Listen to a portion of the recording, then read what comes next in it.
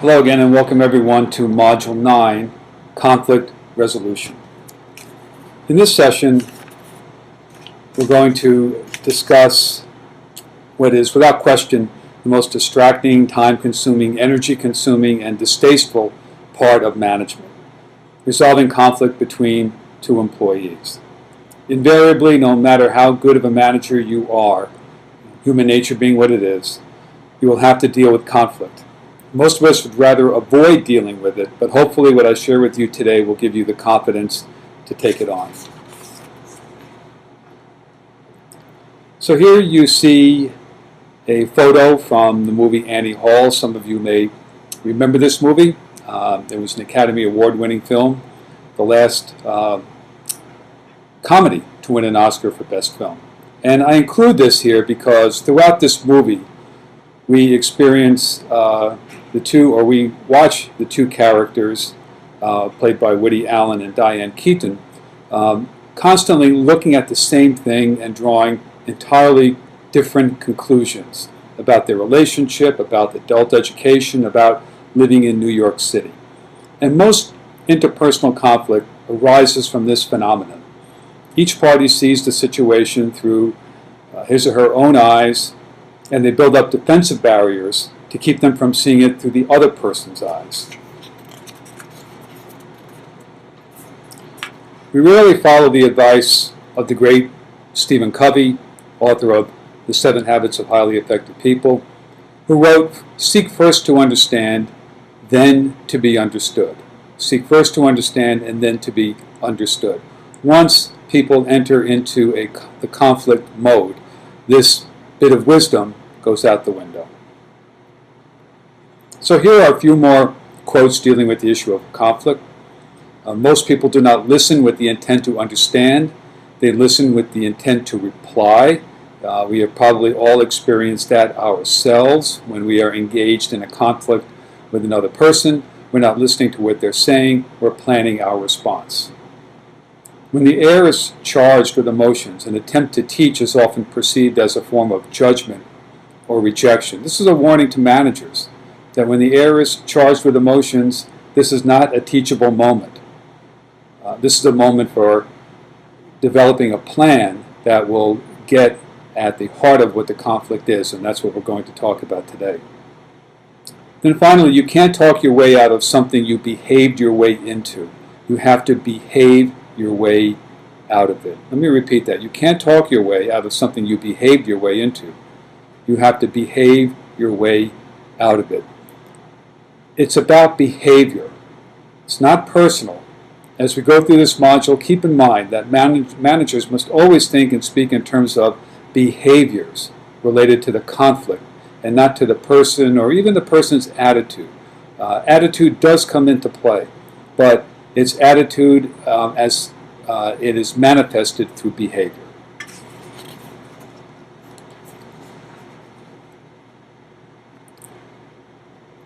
This slide shows a process for dealing with conflict, and as obvious as the process looks, I have found in my own experience that it is not all that often employed. So let's go through it. Stage 1, hold private meetings. Ask each party, sitting down with you, the manager, to explain how they see the situation. What is the cause of the problem? What do they see as being troubling about the other person's behavior? Stage 2, you want to, after you've held your private meetings, you want to take a step back and try to isolate the issues involved, how each party perceives the situation. After considering both sides, think about how the situation can be resolved and be prepared to lead a discussion whose endpoint is that resolution. This is what takes time. This takes time. In stage 3, bring both parties together, allow each side to express themselves, just as they had expressed themselves to you in a private meeting. Ask the other person not to respond until the first person is finished. Then reverse the tables.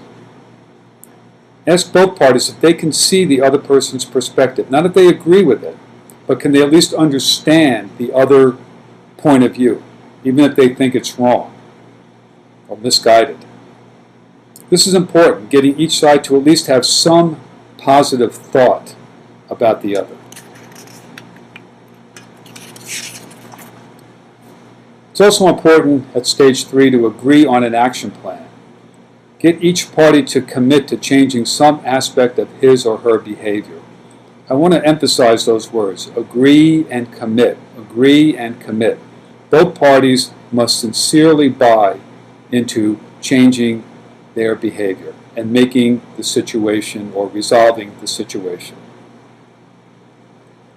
Stage 4, implement and monitor the plan.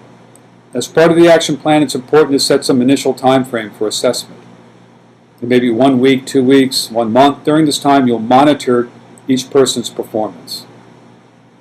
And then in stage 5, you want to evaluate the results. Hopefully all goes well, in which case you want to bring the parties together, share your observations, and thank them for their commitment to improve.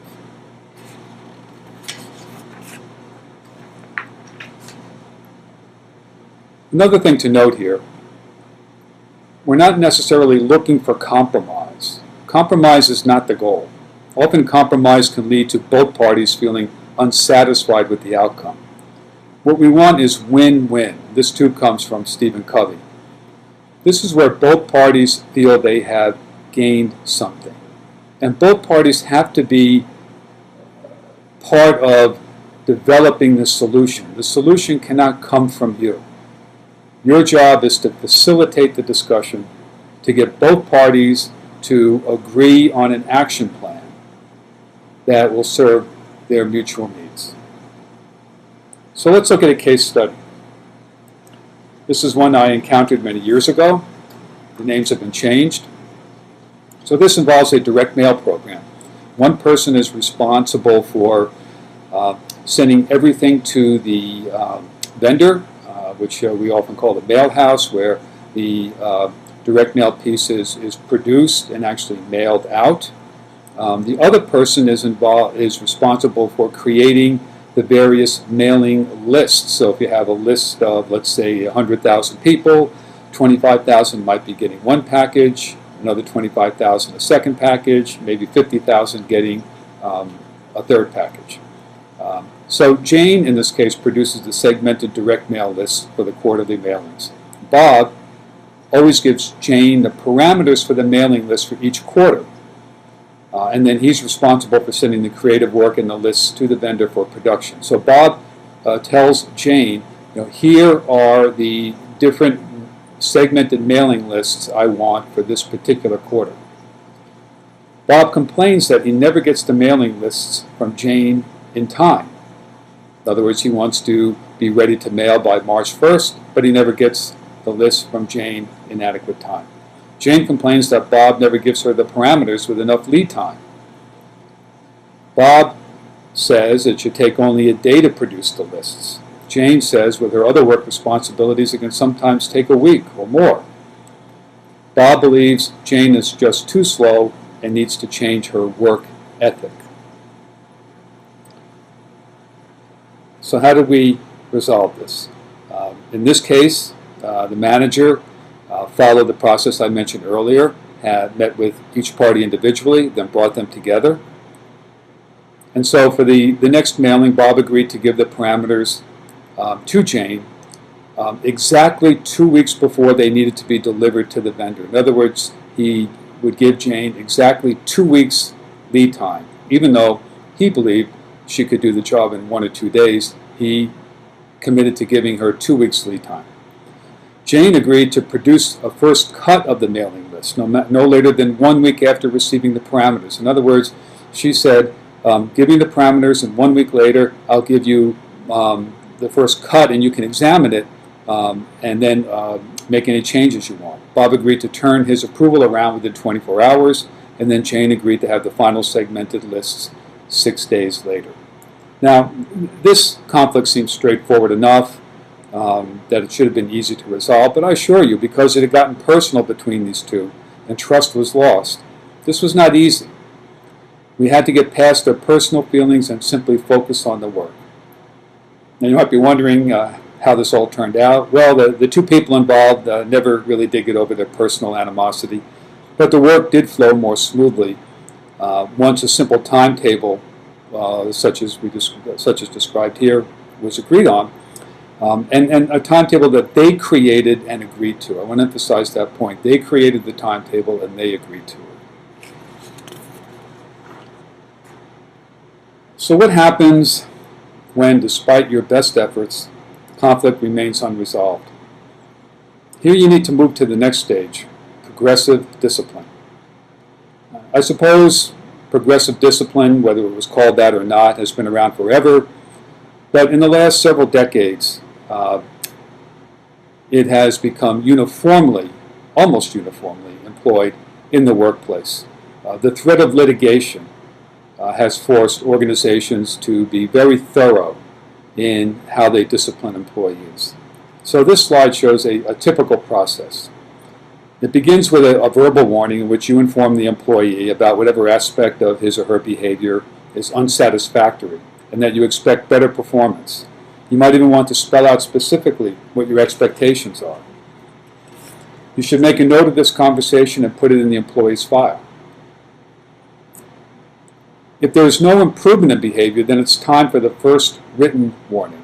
Here you write a formal memo to the employee with a copy of the file notifying him or her of your concerns and describing explicitly the changes to be made. You should add that you will observe the employee over the next week or 2 weeks or month. Be specific what the time frame is for changes, and that you will meet with the employee at the end of that time period to assess the situation. Some organizations will have a second written warning, which is similar to the first, but which includes the following statement. Failure to comply with the terms agreed to in this document will result in further disciplinary action up to and possibly including termination. So whether you include that word of termination in written warning 1 or written warning 2, and in my experience it's been written warning 2, it does need to appear. It does need to appear. Before you can move to the final stage, if you need to move to the final stage, it must be given to the employee in writing that he or she has one more chance to turn things around, or the consequences could possibly be termination.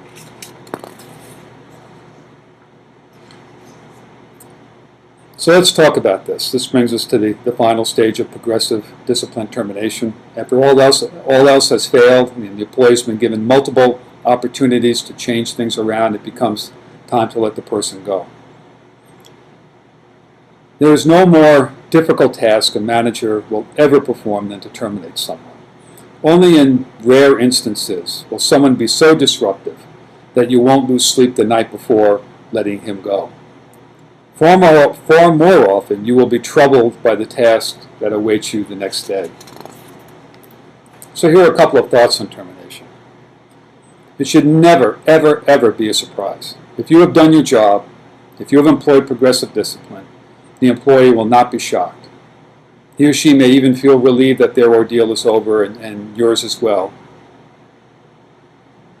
Number 2, it's imperative to have another person in the room.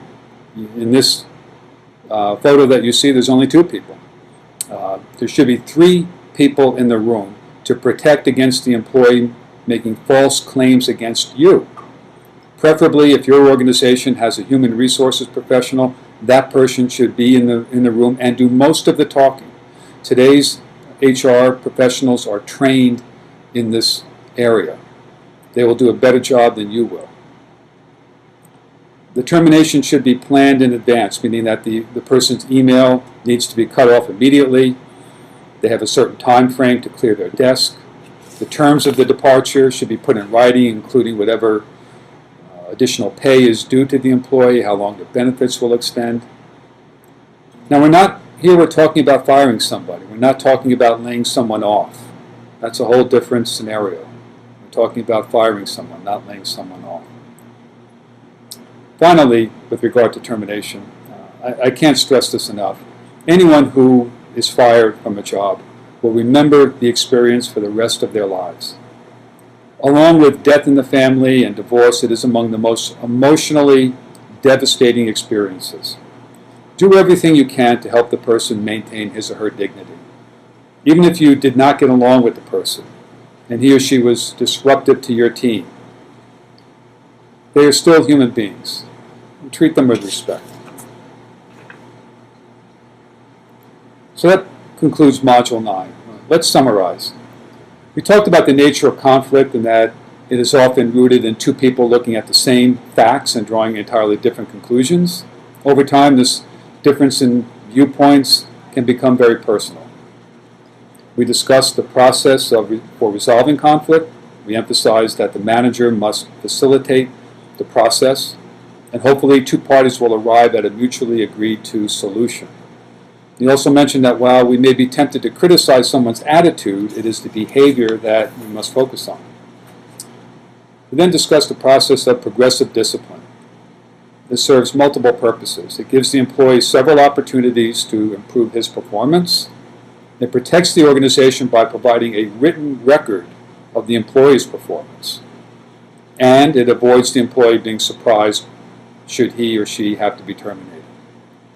And finally, we discussed the process of termination, including the emotional toll it takes on all parties.